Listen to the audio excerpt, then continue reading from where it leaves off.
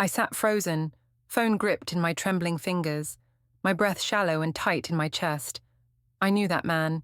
I had ironed his shirt just last night, carefully smoothing the fabric, buffing his shoes until they gleamed. I had packed his lunch, kissed his cheek, told him to have a good day. But now, here he was, Charles Bennett, my husband of 40 years, leaning in, smiling, wrapped in the arms of another woman. Vivian Harper, his college sweetheart. They stood there, utterly unapologetic, tangled together in the open street while I sat at home, believing in a life that no longer existed. The tears came before I even realized it. Silent, warm, splattering against my apron. And then, out of nowhere, the thought surfaced. Charles has always been meticulous. His routine, his habits, his rituals, the ceramic bowls, the chopsticks, the strict division of possessions, everything in its place, everything controlled. Did he think I wouldn't notice? Did he think I wouldn't fight back? My fingers tightened around my phone. He had no idea what was coming next. Tonight, surrounded by my own paintings, vibrant splashes of color that mirrored the newfound hues in my soul, the sounds were a gentle melody. My little exhibition, a terrifying leap, was actually pleasant. My best friend Liz beamed at me from across the gallery, her presence a steady anchor. Then the melody faltered. A figure detached itself from the shadows near the entrance, slinking rather than walking, a stark contrast to the confident art patrons. Daniel, my son. He looked diminished. His usually sharp suit was rumpled, his hair unkempt, and a desperate air clung to him like cheap cologne. Emily, his once ever-present, radiant fiancée, was notably absent. A pang, a ghost of maternal instinct tried to surface, but I pushed it down, replaced by a cold, hard knot of resolve. He spotted me, and a flicker of something. Hope, calculation, crossed his face. He navigated the small crowd, his approach lacking its usual entitled swagger. "Mom," he began, his voice raspy, attempting a warmth that felt utterly synthetic. "Your paintings, they're surprising." I offered a tight, polite smile. "Thank you, Daniel. It's a new chapter." He shuffled his feet, eyes darting around before settling back on me, oozing a practiced penitence. "Mom, I've been doing a lot of thinking. About everything. About you. About us." He licked his lips. "I was wrong, so wrong. I treated you terribly. That birthday, those ridiculous dish gloves. I was an idiot, a complete insensitive fool." A hush seemed to fall over the people nearest to us, their conversations dying down as they sensed a shift in the atmosphere. "Good. Let them listen." "I miss you, Mom," he continued, his voice cracking on cue. Well, he's not doing great. And Emily, things are complicated." He was laying it on thick, the victim card played with a flourish I knew all too well. He was angling, always angling. The familiar scent of an impending request for money, for a bailout, for me to fix his mess, filled the air. I let the silence stretch, watching him squirm. Then, I turned to the small, elegantly wrapped gift I'd placed on a nearby pedestal, a piece I'd labeled, "Still Life with Regret." I picked it up. "You know, Daniel," I said, my voice clear and steady, carrying easily in the sudden quiet. "You saying all this now, it's quite the performance. You always did have a flair for the dramatic when you wanted something." His face tightened. "Mom, please, I'm serious. I've learned my lesson. I need help?" I finished for him, a cool smile playing on my lips. "Yes, I imagine you do." I extended the gift towards him. "Actually, I got you something. A little token to commemorate your newfound understanding." He looked at the gift, then at me, suspicion warring with a desperate hope in his eyes. Slowly he took it. His fingers fumbled with the silk ribbon, the rich paper. The small crowd was openly watching now, Liz giving me an almost imperceptible nod of encouragement. He finally got it open. He lifted the lid of the velvet-lined box. Inside, nestled on satin, lay a pair of dish gloves. But not just any dish gloves. These were custom-made, supple leather, dyed a delicate cream, and where the rubber grips would normally be, tiny, glittering diamonds were meticulously embedded, winking under the gallery lights. Daniel stared at them, his face draining of all color. He looked up at me, utterly dumbfounded. "You once told me, son," I stated, my voice devoid of malice, just pure, unadulterated fact, that dish gloves were more my style. You thought I wasn't suited for fine things, like Emily's mother. You thought I belonged in the kitchen. My gaze swept over my paintings, then back to him. I've found I'm suited to many things you never imagined, but I thought, now that you're learning the value of hard work, perhaps facing some domestic realities of your own, without Emily's family fortune to lean on, you might appreciate an upgrade. These are top of the line. For someone who truly understands what it means to be appreciated for their efforts. A choked sound escaped him. The diamonds mocked him, each sparkle a testament to his cruelty, his short-sightedness. The murmurs around us grew, a mixture of shock and dawning comprehension. He looked around wildly, seeing not sympathy, but judgment in the eyes of strangers. His face, a mask of shame and fury, crumpled. "How could you?" he whispered, his voice hoarse with humiliation. "Easily, Daniel," I replied, turning slightly to address one of the guests who'd inquired about a painting, "just as easily as you dismissed me for 60 years. He stood there, clutching the box of diamond-studded dish gloves, a monument to his own making, a public spectacle of his regret. Robert, my ex-husband, who I now noticed lurking near the refreshment table, visibly shrank, unable to meet my eyes or anyone else's. Daniel finally turned and almost fled the gallery, the laughter he thought he'd escaped on my disastrous birthday, now echoing in his own ears, silent but deafening. My real life, the one I was painting into existence, had just begun its most vibrant composition. But oh, the canvas of our past was caked with so much grime before I found these colors. It started, as these things often do, with a lie wrapped in a supposed kindness.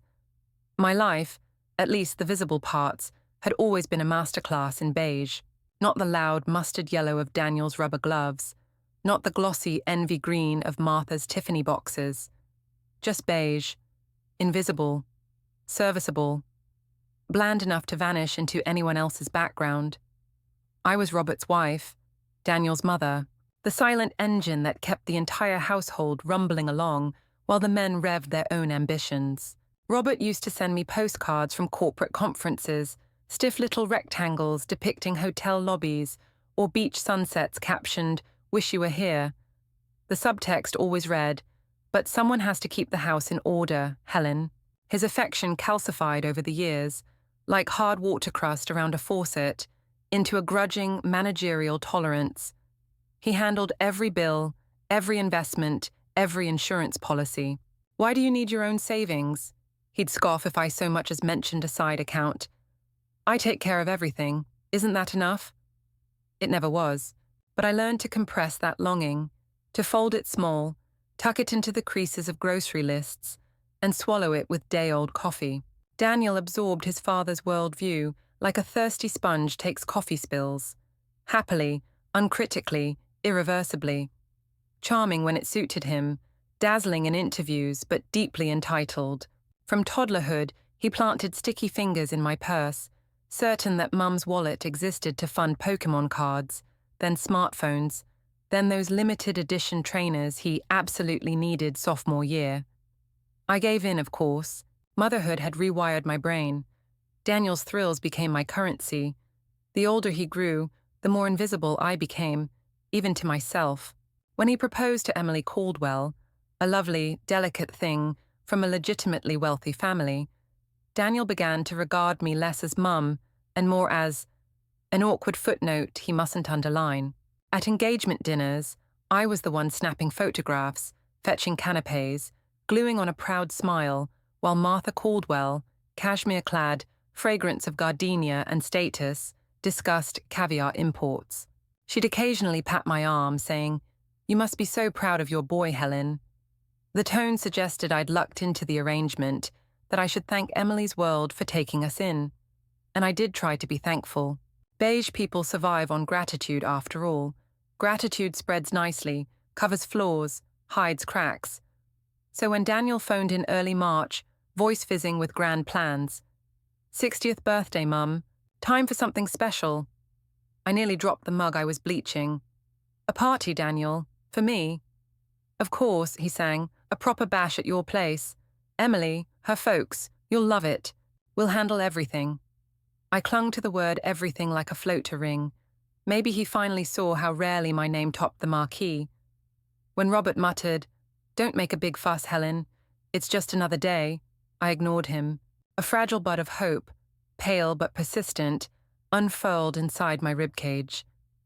Exactly 1 week before the big date, I was scrubbing stovetop grease, elbow-deep in lemon-scented suds, when Daniel slunk into the kitchen. His expression, a blend of boyish charm and stage fright, telegraphed trouble. "Mum," he started, tugging at cuffs of his expensive shirt. "Got a minute?" I kept scrubbing, the stain on stainless as stubborn as Robert's approval. "Always." He launched into jargon, seed funding, crypto arbitrage, guaranteed upside. An incredible investment opportunity from a friend of a friend, totally airtight. He needed a small loan, $5,000, just for 30 days. "Wedding deposits are killing me," he sighed. "This could set Emily and me up for a down payment. You'll get generous interest, promise." I stopped scouring. The grocery budget wobbled on a high wire each month. Robert tracked every cent. My hidden escape fund, 2 decades of birthday $10 bills from Aunt Ruth, birthday checks discreetly undeposited, and coupon-clipped savings totaled $5,212. Safety money, my just in case. "Daniel, I can't ask your father," I whispered. "Exactly," he grinned. "Dad's too old school. He'd lecture me about bonds." He clasped my damp-gloved hand. "Mom, you believe in me, right? It's for our future." Ours. The word struck where hope blossomed. The next morning, I visited the bank, withdrew 50 crisp hundreds, heart racing like a shoplifter's. I told myself it was temporary, that love was worth a risk. Daniel gave me a hug, scented of ambition and aftershave, stuffed the envelope into his blazer, and promised weekly updates. Days ticked toward my birthday. Emily texted once, so excited for Saturday. Martha texted never. Daniel emailed a Pinterest board of pastel decor ideas, with the request, "Could you grab these if you're near a party store?" The phrase "handle everything" shrank to fine print I'd apparently misread, so I planned the menu, steamed table linens, polished the good silver. Robert noticed nothing except the rising electricity bill. That Friday night, alone at the kitchen table, I penciled a tiny line in my notebook. Emergency fund, NAND $212. My stomach flipped. But Daniel would repay me, with interest, after the investment matured. I imagined him presenting me with a thank you card, maybe theatre vouchers, at the party. Lemon sponge with candles, laughter, pride. I went to bed clutching the image like a child with a storybook. Grey drizzle veiled the windows as dawn broke on my birthday, turning beige into slate. Yet I breathed citrus zest into batter, letting the bright aroma fend off dread. By lunchtime, the dining table groaned under platters. Robert left for golf, leaving behind the usual crumb of courtesy. At 2:30, Daniel and Emily swept in, all chic umbrellas and high-end smiles. They oohed politely at the spread. I poured Prosecco. Hope still fluttered. But when Daniel presented the gaudy balloon-wrap parcel, and I peeled away paper to reveal industrial-strength yellow dish gloves, hope crumpled like tissue. My practical role spelled out in latex. Emily's silk scarf felt suddenly like pity, soft but distant. Then came the dagger overheard from the hall, Daniel bragging about Martha's diamond studs. My $5,000 investment. My throat squeezed tight as a rung sponge. Cashmere Martha later arrived, dripping gratitude for her exquisite earrings, while nodding at me as if to a faithful servant. I drifted through the afternoon, a beige ghost in my own home, unnoticed until time to clear plates. Robert returned suntanned, devoured food, belched thanks to no one in particular.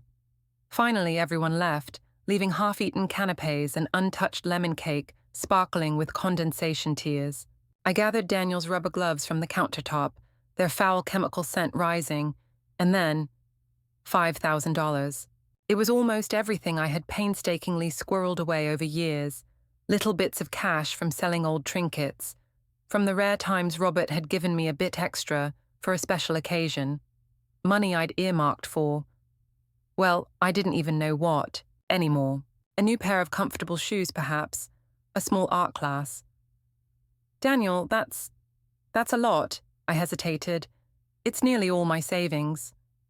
I know, Mum, I know, he pressed, his voice taking on that wheedling tone that always wore me down. But think of it, it's for Emily too, for us to make a good impression. Martha and her husband, they expect a certain level. This will show them I'm serious, that I can provide. He played his trump card. Don't you want me to be happy, Mum? To have a good start in my marriage? The guilt, sharp and familiar, pierced me. Of course, I wanted him to be happy. What mother didn't? Against every screaming instinct in my gut, I retrieved the worn envelope from its hiding place beneath my lingerie. The cash felt like a lead weight in my hand. You'll pay me back? I asked, my voice small. Absolutely, Mom. First thing next month, with a big bonus for you, he chirped, snatching the envelope before I could second-guess myself. He gave me a quick, perfunctory hug. You're the best, Mom. You won't regret this. I watched him go, a cold dread settling in my stomach, the stubborn stain on the counter suddenly seeming insignificant compared to the one blooming on my heart.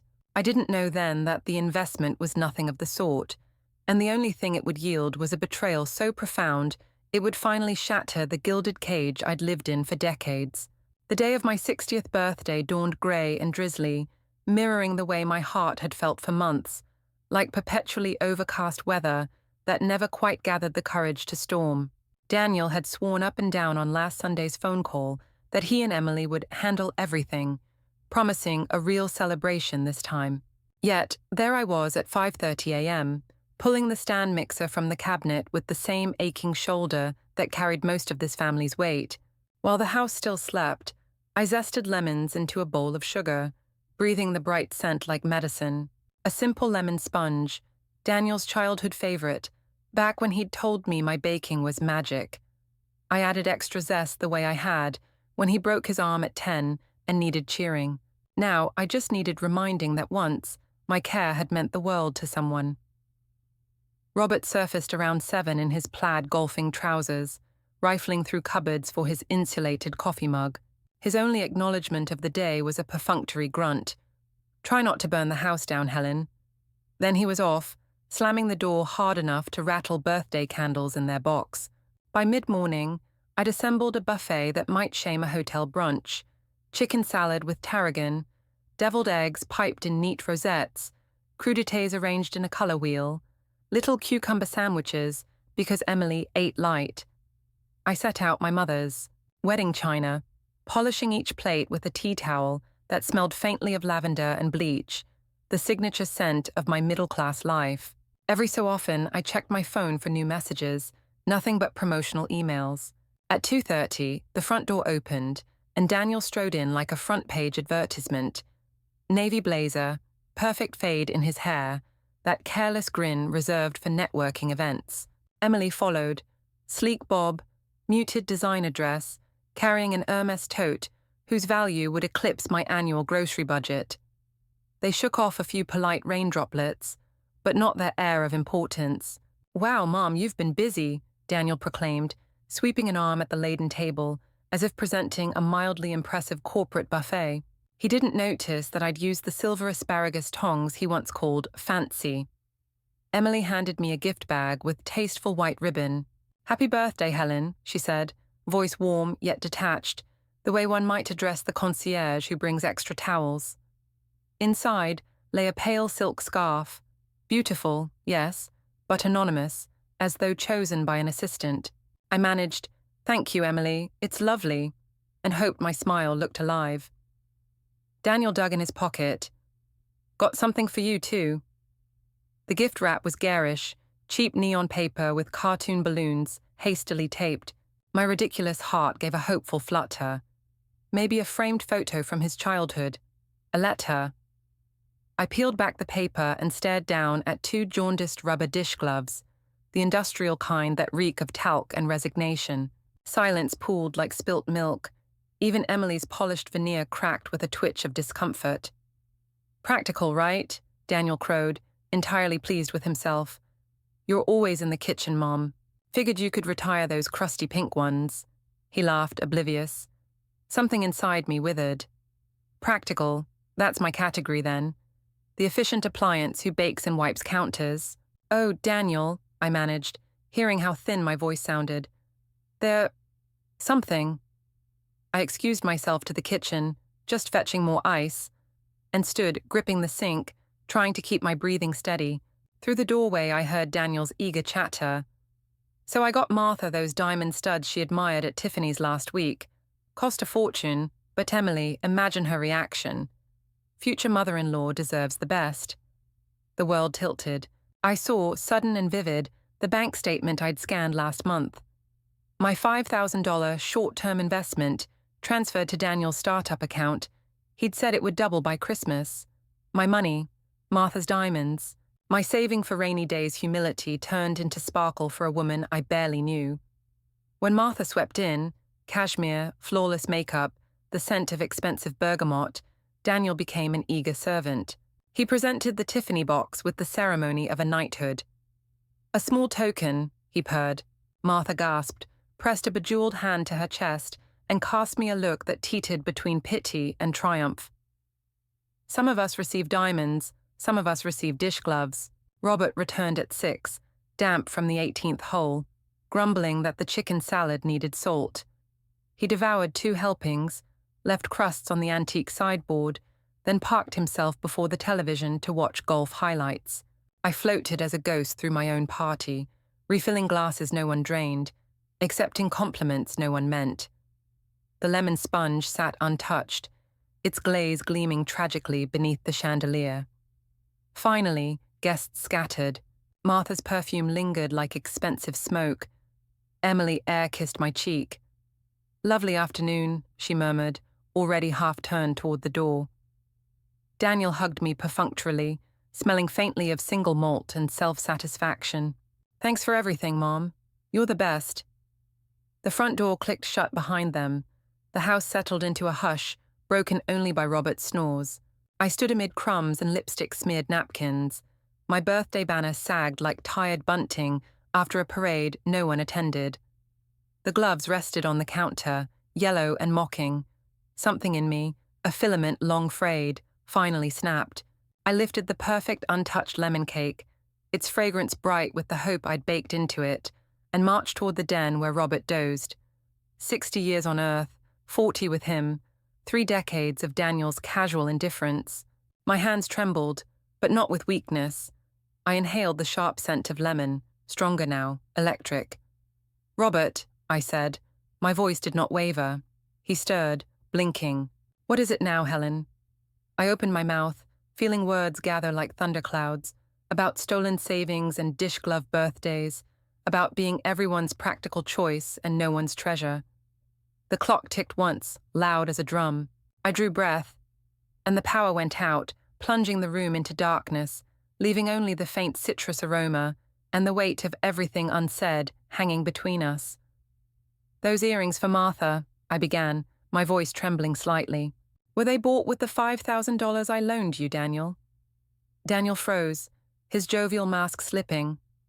Robert looked up from his newspaper, sensing drama. "Mum, don't start," Daniel warned, his tone hardening. "It was an investment in my future. Martha's a very influential woman." "An investment?" I echoed, the words tasting like ash. "You lied to me. You took my savings, my only savings, to buy another woman expensive jewelry, while you gave your own mother dish gloves." "Oh, for crying out loud, Helen!" Robert exploded, slamming his paper down. "He's trying to better himself. What do you need diamond earrings for anyway? You'd only lose them scrubbing floors." Daniel nodded vigorously. "Exactly, Dad. Mom, you're always so frugal. You don't care about things like that. Martha appreciates the finer things. It's a different world." Besides, he added, a cruel smirk playing on his lips, dish gloves are more your style, aren't they? Something inside me snapped. The years of quiet endurance, of swallowing slights and betrayals, of being made to feel small and insignificant, it all fractured. The beige of my existence cracked open, revealing a raw, bleeding wound. I looked at my son, truly looked at him, and saw not the boy I'd raised, but a stranger, a cold, calculating user. I looked at my husband, his face contorted in impatient anger, and saw not a partner, but a jailer. My voice, when I finally spoke, was surprisingly calm, almost detached. I want a divorce, Robert, I stated, the words hanging in the suddenly still air. Robert stared, then burst into laughter, a harsh, barking sound. A divorce? Don't be ridiculous, Helen.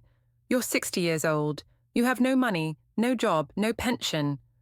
Where would you possibly go? Who would possibly want you? Daniel chimed in, a sneer on his face. Yeah, Mom, get real. You're just being emotional. You'll get over it. You always do. They thought I was weak. They thought I was trapped. They had no idea that the woman standing before them had just found the key to her cage, and the dish gloves, those symbols of their disdain, had become the very things that would help her pry the door open. They were about to learn that Helen was done getting over it. The laughter of my husband and son, so dismissive and cruel, echoed in my ears for days.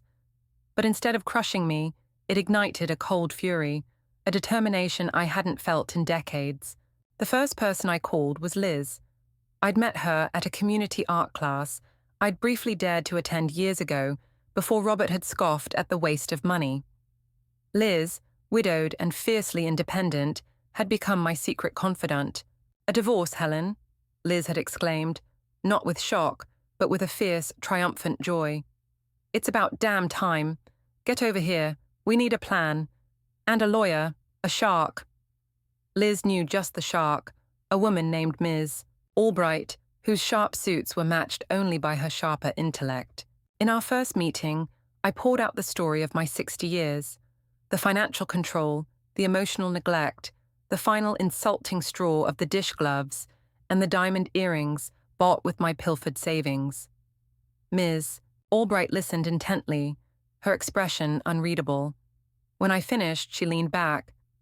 Mrs. Miller, she began, her voice crisp, your husband and son believe you have nothing.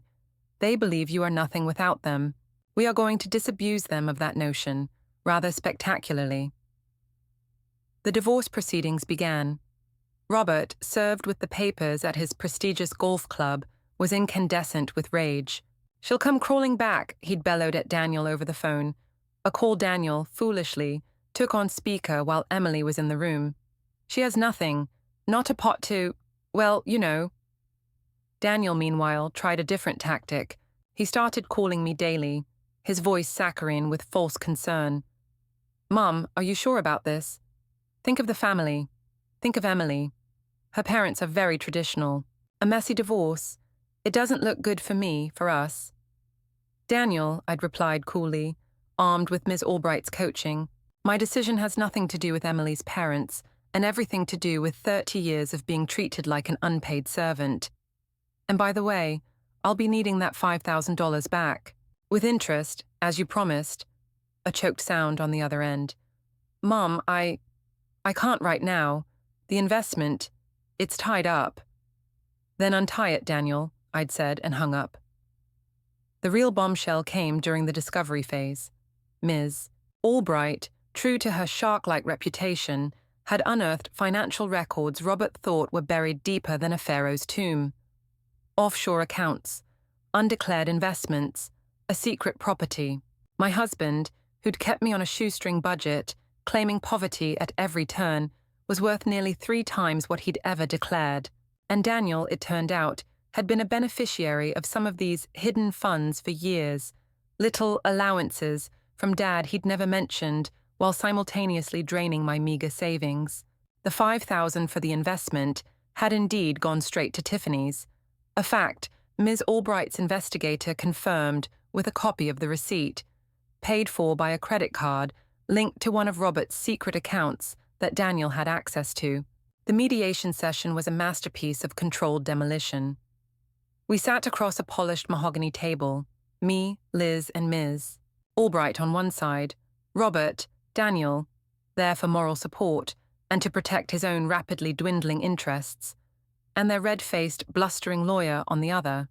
Ms. Albright laid out the evidence of Robert's hidden wealth, calmly, precisely, one damning document after another. Robert's face went from puce to a sickly grey. Daniel fidgeted, avoiding my gaze. My client, Mrs. Miller, Ms. Albright stated, her voice like chipped ice, is entitled to 50% of all marital assets, all of them, including those you forgot to declare, Mr. Miller. Robert's lawyer spluttered. This is an outrage, an ambush. It's called discovery, counsel, Ms. Albright retorted. Perhaps you should have done a more thorough job. Then she turned to the matter of the $5,000, and regarding the sum of $5,000, fraudulently obtained from my client by your son, Mr. Daniel Miller, under the guise of a non-existent investment, which was then used to purchase a gift for a third party. She paused, letting the implication hang in the air. We will be expecting full restitution, plus punitive damages for emotional distress and fraudulent misrepresentation. Daniel shot to his feet. That's a lie. It was an investment. Mom, tell them, he implored, finally looking at me, his eyes wild with panic. I met his gaze, my own calm and steady. No, Daniel, it was a lie, just like so many other things. Emily, who I hadn't known was present until she spoke from a chair in the corner, where she'd been silently observing, rose. Her face was pale, her eyes wide with a dawning, horrified understanding. She looked at Daniel, then at Robert, then at the pile of financial documents. Daniel, Emily's voice was barely a whisper, yet it cut through the tension like a knife. You told me your parents had a modest income. You told me your father was a simple accountant. You told me you were building our future on honesty. She shook her head, a single tear tracing a path down her cheek. This is built on lies. All of it. She looked at Daniel, her expression one of profound disappointment and disgust. I think, she said, her voice gaining strength, I need to seriously reevaluate our future. She turned and walked out of the room without a backward glance. Daniel stared after her, his face ashen. The carefully constructed facade of his life, his future, was crumbling around him. Robert slumped in his chair, defeated, the fight visibly draining out of him. Ms. Albright smiled, a thin, satisfied curve of her lips. Well, gentlemen, she purred, shall we discuss the terms of a fair settlement for Mrs. Miller? Or would you prefer we proceed to trial and let a judge hear all about these discrepancies? The fight was over. They knew it. I knew it. The unraveling was complete. My share of the marital assets, once a laughable impossibility, was now substantial. And the $5,000 Daniel had stolen, it would be repaid, every last cent, with interest compounded by his own humiliation. The cage door wasn't just open, I'd taken a sledgehammer to it. The months that followed the divorce were like stepping out of a black and white film into vibrant technicolor. With Liz's encouragement and a portion of my settlement, I rented a small studio apartment, flooded with natural light and enrolled in every art class I could find. Painting, something I'd only dreamed of, became my solace, my voice. I painted my anger, my sorrow, my liberation, and slowly, joy began to creep onto the canvases. News of Daniel's life trickled in through Liz, who still had mutual acquaintances. Emily, true to her word, had ended the engagement. Apparently, the discovery of Daniel's deceptions about his family's finances, coupled with his blatant lies to her, was the final straw. Without Emily's wealthy family backing him, and with his access to Robert's hidden funds, now curtailed by the divorce settlement, Daniel was reportedly struggling. He'd lost his borrowed veneer of success. Robert, stripped of a significant portion of his hoarded wealth and his compliant wife, had become a bitter, isolated man, rattling around in the big house alone. They had reaped what they had sown. My small art exhibition was Liz's idea. You need to share this, Helen, she'd insisted. Your work is powerful. And so, there I stood, on that surprisingly pleasant evening, surrounded by my creations, a testament to a life reclaimed. Then Daniel arrived, looking like a ghost of his former self, his polished charm replaced by a desperate, frayed edge. He launched into his apology, his voice thick with feigned remorse, angling for pity, for a lifeline.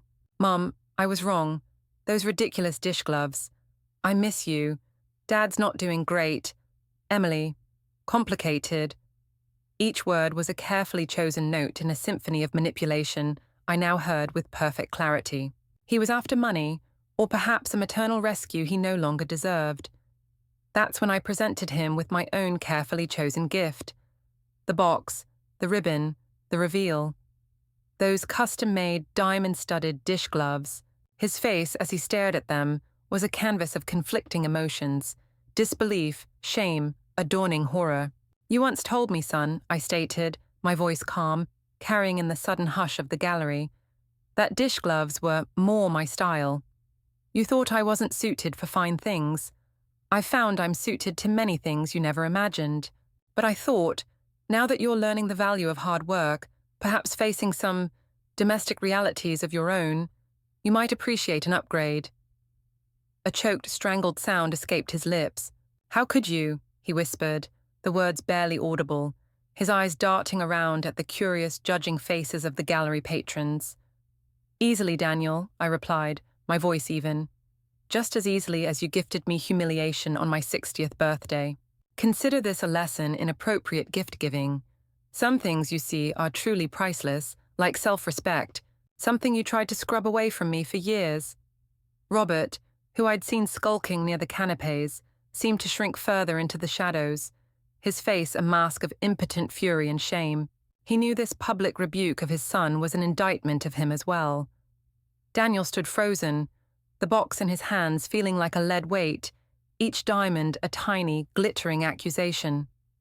The murmurs around us were not sympathetic to him. He looked as if he wanted the floor to swallow him whole. Finally, with a strangled cry that was part rage, part despair, he turned and practically bolted from the gallery, the diamond dish gloves his scarlet letter. A wave of profound peace washed over me. It wasn't about revenge, not really. It was about justice. It was about reclaiming my narrative, painting over the drab beige of my past with bold, unapologetic strokes of self-worth. Liz squeezed my arm, her eyes shining.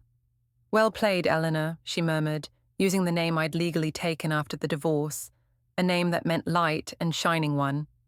Helen Miller was gone, buried under years of servitude. Eleanor was just beginning to glow. Later that evening, a young woman approached me, one I vaguely recognized as a friend of Emily's. "Mrs. Eleanor," she said, a hesitant smile on her face. "Emily told me about what happened with Daniel. She said to tell you, she's proud of you, and she thinks your paintings are incredible." My moral reward. It wasn't just the financial independence, or the quiet satisfaction of seeing Daniel and Robert face the consequences of their actions. It was this: the quiet respect, the newfound freedom, the vibrant colors now filling my life. I looked around at my paintings, at the faces of the people admiring them, at Liz's proud smile. The journey had been long and painful, but I was here, 60 years young, with a palette full of possibilities, and not a single dish glove, cheap or diamond-studded, in sight for my own hands. My life was mine, finally, beautifully, and irrevocably. And that was the only masterpiece that truly mattered.